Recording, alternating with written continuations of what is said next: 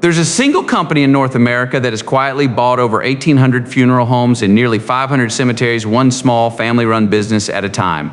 Almost entirely under the radar, it now pulls in more than $4 billion a year in revenue. It's sitting on a backlog of future contracts worth $15.4 billion.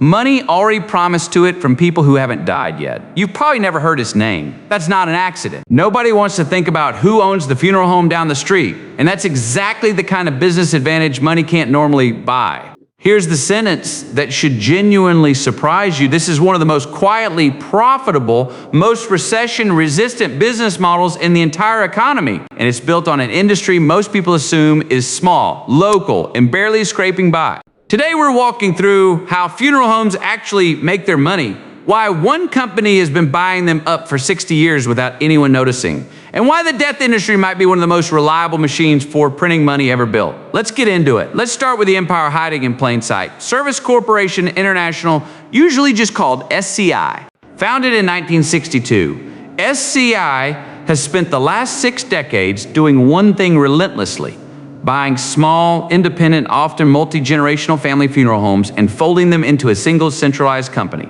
Today, it operates roughly 1,500 funeral service locations and nearly 500 cemeteries across North America. And it holds somewhere between 15 and 16% of the entire death care market's revenue, making it by a wide margin the largest single player in an industry that is otherwise wildly fragmented. In 2024 alone, the company spent $181 million buying 26 more funeral homes and 6 more cemeteries. Total revenue for the year landed around $4.2 billion, with adjusted profit margins hovering near 30%. Genuinely excellent numbers for a business most people picture as a single guy in a small town running a modest, quiet operation out of a converted house. And here's the detail that makes this so clever. SCI almost never rebrands the funeral homes it buys. Walk into one and you'll usually still see the same family name on the sign that's been there for decades. The local funeral director you trust, the one your grandmother trusted before you, might already be working for a multi-billion-dollar public company on the New York Stock Exchange, and you'd have no way of knowing. Here's the uncomfortable truth that makes this industry so financially bulletproof: demand never actually goes away. Every business you can think of lives or dies by whether customers choose to spend money. People can skip a vacation, delay a car purchase, or downgrade their phone plan when times get tight. Funeral homes don't have that problem. Roughly 2.8 million people die in the United States every single year, in good economies and bad ones alike, and in the days immediately following a death, families are placed in a position where they need to make a purchasing decision almost immediately, under emotional distress with very little time to shop around or negotiate. That combination, inelastic, unavoidable demand paired with customers who are grieving rather than comparison shopping, is about as close to a perfect business model as capitalism produces. The average revenue SCI collects per funeral service has climbed to just under $6,000. And that number keeps rising year after year, even as the overall number of services performed stays flat or declines slightly. Prices go up. Volume doesn't need to. Now here's the part of the business that turns this from merely profitable into a genuine financial machine: pre-need sales.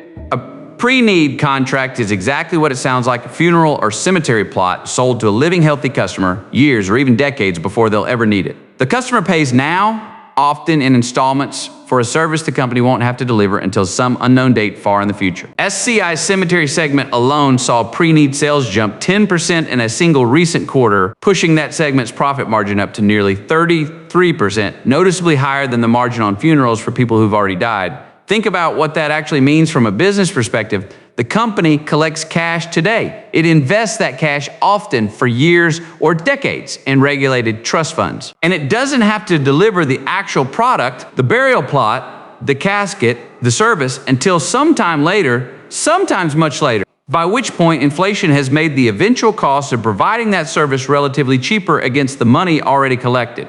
This is why SCI's backlog of future pre-need revenue has swollen to $15.4 billion.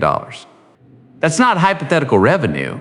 That's money the company is already locked in, sitting in trust, waiting for demand that is statistically guaranteed to arrive. Here's a genuine challenge the industry has had to engineer its way around. Cremation is eating into the traditional funeral, and it pays far less per customer. The comparable cremation rate across SCI's business has climbed past 64%. And a simple direct cremation historically generates less than half the revenue of a full traditional burial service. On paper, that should be terrible news for the industry's economics. In practice, companies like SCI have countered it with a strategy straight out of any modern retail playbook, upselling.